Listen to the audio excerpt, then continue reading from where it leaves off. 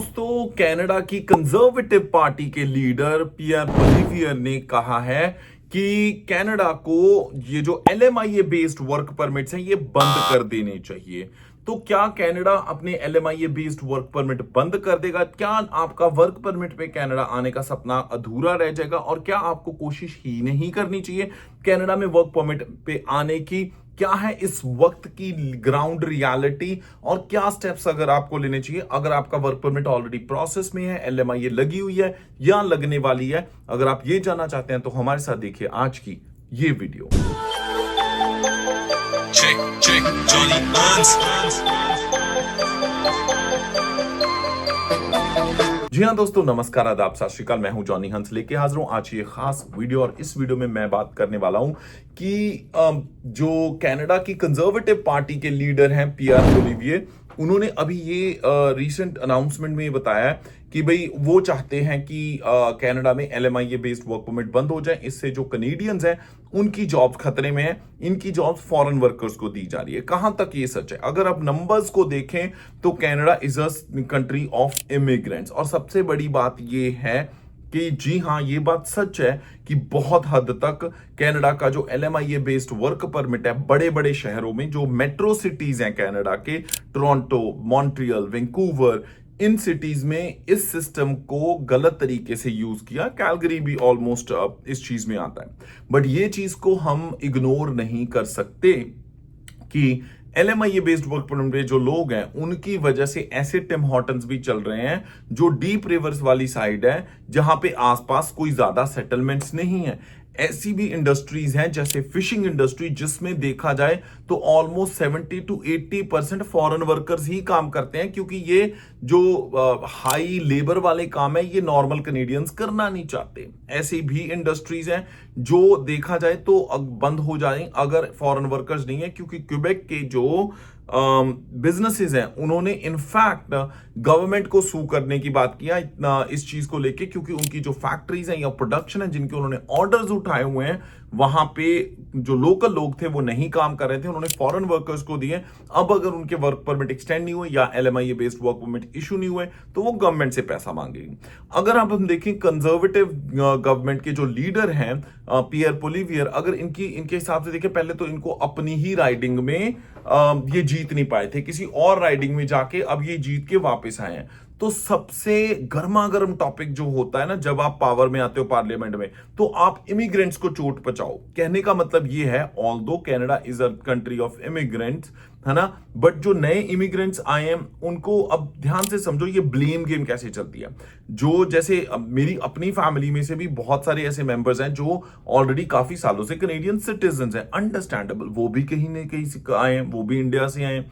अब देखा जाए कि जो लोग ऑलरेडी सेटल्ड होते हैं, अगर उनके खुद के बच्चे कुछ अच्छा अचीव नहीं कर रहे ना, तो सबसे अच्छा है नए वाले बच्चों के ऊपर ब्लेम गेम डाल दो।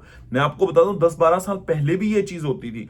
जो नई जनरेशन आई थी उनके कंपैरिजन में जो एग्जिस्टिंग बच्चे अगर अच्छा कंपटीशन नहीं फेस कर पा रहे थे, उन जॉब्स के लिए मेहनत नहीं कर रहे थे, तो वो कहते थे ये जो नए स्टूडेंट आते हैं ये खराबी करते हैं, इनकी वजह से हमारे बच्चों को जॉब्स नहीं मिलती।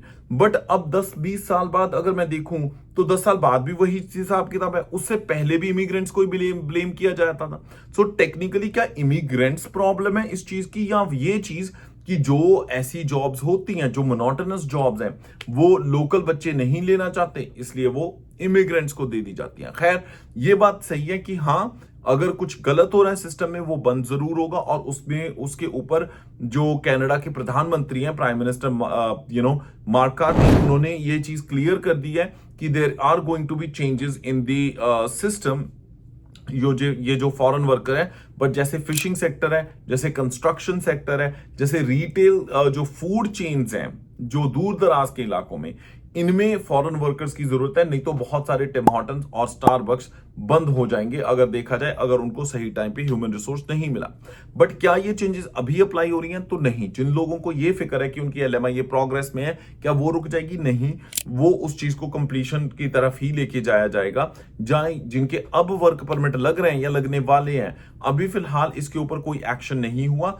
देखने वाली चीज ये है कि क्या ये एक पॉलिटिकल स्टंट ही है जो कंजर्वेटिव गवर्नमेंट बार बार चलाने की कोशिश कर रही है, या एक्चुअली मार्क कार्नी जो लिबरल के लीडर हैं और कनाडा कनाडा के प्राइम मिनिस्टर हैं, एक अच्छी पॉलिसी लेके आएंगे जिसकी वजह से जहां जिन सेक्टर्स में जरूरत है लोगों की वहीं पे लेके आए, और ताकि कनेडियन जो यहाँ के लोकल बच्चे हैं या फिर लोकल यूथ हैं उनको प्रॉपर चांसेस मिलने चाहिए, उनकी अपॉर्चुनिटीज मिलनी चाहिए, और ये जो एक्चुअल जुगाड़बाजी है एलएमआईए को लेके वो बंद हो सके। बट फिलहाल अगर आप एक बिजनेस और एक्चुअली स्ट्रगल कर रहे हो, आपको सही कैंडिडेट्स नहीं मिल रहे, सही ह्यूमन रिसोर्स नहीं मिल रहा, या आपके पास ऑलरेडी कनाडा में एम्प्लॉयर है और आप अपना एलएमआईए बेस्ड वर्क परमिट लगवाना चाहते हो, तो अभी फिलहाल कोई चेंजेस नहीं है, आप अपनी एप्लीकेशन लगवा दीजिए, देयर इज नो प्रॉब्लम। और वैसे भी अगर एलएमआईए अप्रूव हो गई, जहां पे एम्प्लॉयर $1000 से $1200 देता है एलएमआईए अप्रूव करवाने की फीस, तो obviously they have the right to hire the foreign worker. बाकी देखिए, माहौल चाहे यूएस, कनाडा और न्यूजीलैंड, ऑस्ट्रेलिया का, चीजें चेंज होती रहती हैं, और आने वाले टाइम में जो भी चेंजेस होंगे हम चेंजेस आप तक लेके आते रहेंगे। फिलहाल आपको वीडियो कैसी लगी? अगर आपके कोई व्यूज हैं, ये जो फॉरेन वर्क वीजा है कनाडा में मिलता है या फिर वर्कर वीजा है, इसके चेंजेस को लेके अगर आपके कोई भी सुझाव हैं, कोई सजेशंस हैं, कोई व्यूज हैं, तो उनको कमेंट सेक्शन में हमारे साथ शेयर जरूर कर लीजिएगा। हमारी कोशिश होगी कि जो आपके डाउट्स हैं उनको क्लियर जरूर कर दिया जाए और बेहतर वीडियोस आप तक लेके आते रहें। इसी के साथ मैं जॉनी हंस फिलहाल लेना इजाजत। हंसते मुस्कुराते रहो जी, रब रखा। Check, Johnny Hans.